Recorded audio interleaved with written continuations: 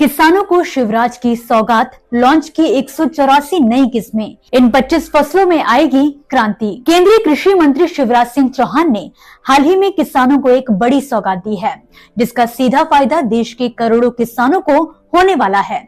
जी हां, कृषि मंत्री ने खेती में क्रांति लाने और किसानों की आमदनी को बढ़ाने के लिए कुल 25 फसलों की 184 किस्मों को लॉन्च कर दिया है। इन किस्मों को भारतीय कृषि अनुसंधान परिषद यानी कि ICAR द्वारा विकसित किया गया है।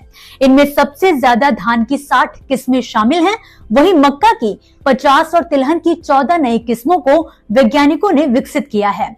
लेकिन अब सवाल ये उठता है कि नई किस्में खास क्यों हैं? तो जवाब बहुत सीधा है। ये किस्में ज्यादा उपज देती हैं और वो भी कम पानी में। इन्हें कम उर्वरक की जरूरत पड़ती है और ये खराब मौसम, सूखा, बाढ़ और कीट रोगों जैसी चुनौतियों में भी बेहतर प्रदर्शन करती हैं। यानी कि लागत कम और मुनाफा कई ज्यादा, जो आज के दौर में हर किसान की मांग है। इन किस्मों का मकसद सिर्फ उत्पादन बढ़ाना नहीं है, बल्कि खेती की लागत को घटाकर किसानों की असली आय बढ़ाना है। रोग कीट प्रतिरोधी फसलें होने से दवाइयों और सिंचाई पर खर्च कम होगा, बेहतर गुणवत्ता की उपज मिलेगी तो बाजार में दाम भी बेहतर मिलेगा।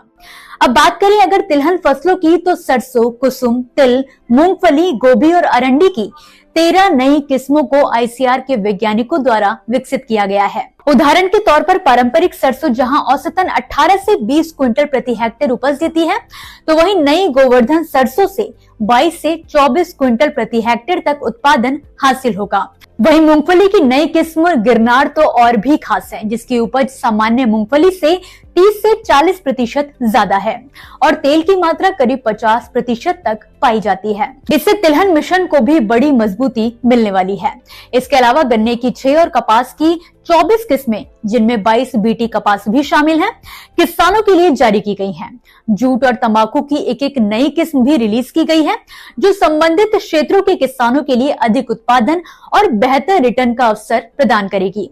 दलहनों की 6 नई किस्में, जिनमें अरहर, मूंग और उड़द शामिल हैं, ये भी जारी की गई हैं, जो कि प्रोटीन सुरक्षा और फसल विविधीकरण को तेजी से रफ्तार देंगी। इन नई किस्मों को ICAR, राज्य और केंद्रीय कृषि विश्वविद्यालय और निजी बीज कंपनियों के साझा प्रयासों से विकसित किया गया है, ताकि अलग अलग क्षेत्रों और परिस्थितियों में किसानों के लिए उपयोगी साबित हो सके। सरकार की तैयारी यही खत्म नहीं होती।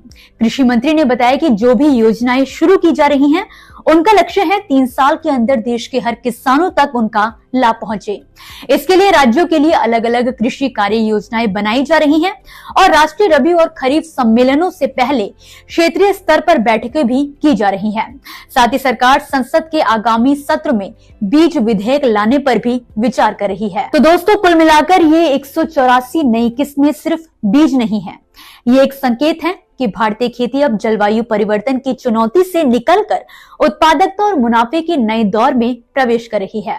अगर ये तकनीक और किस्में सही तरीके से खेतों तक पहुंचती हैं, तो आने वाला समय किसान और देश दोनों के लिए बेहद मजबूत साबित हो सकता है। इसी के साथ फिलहाल के लिए इस वीडियो में बस इतना ही। आप मुझे दीजिए इजाजत और इसी तरह खेती किसानी से जुड़ी जरूरी जानकारियों और खबरों के लिए आप देखते रहिए किसान इंडिया। धन्यवाद। अगला स्टेशन आपकी मनचाही मंजिल खुशहाली है। खुशहाली के दरवाजे चारों ओर से खुले रहेंगे। किसान इंडिया के साथ यात्रा करने के लिए आपका धन्यवाद।